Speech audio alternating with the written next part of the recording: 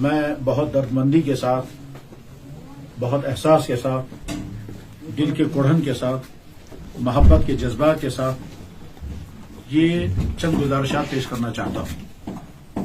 وہ والدین جن کو اللہ نے اولادیں عطا کی ہیں، وہ والدین اولادوں کے ملنے پر ضرور خوش بھی ہوں گے اور اللہ کا شکر ادا کرتے ہوں گے، شکر کرنا بھی چاہیے۔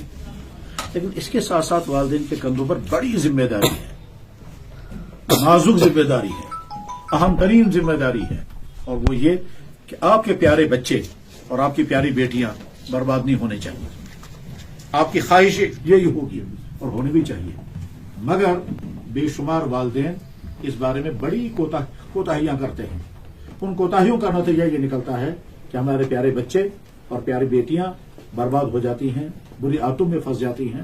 لہذا ایک طرف سے ہم جب سکول والوں سے کہتے ہیں کہ آپ کے پاس جتنے بچے پڑھنے کے لیے آ رہے ہیں، جن والدین نے اپنے بچوں کا ایڈمیشن آپ کے سکول میں کرایا، ان بچوں کا ایمان، ان کا کیریکٹر، ان کی تعلیم، یہ تینوں آپ کی ذمہ داری ہے کہ ان تینوں کی حفاظت ہو۔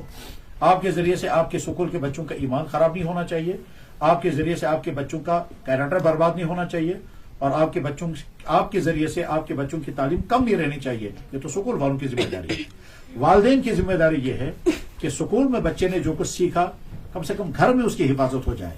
والدین کوتاہی کرتے ہیں، بچہ گھر سے باہر نکل گیا، اب وہ بری کمپنی میں چلا گیا، بری عادتوں میں پڑ گیا، اور بعد میں والدین بلک بلک کر روتے ہیں جب بچہ بگڑ جاتا ہے۔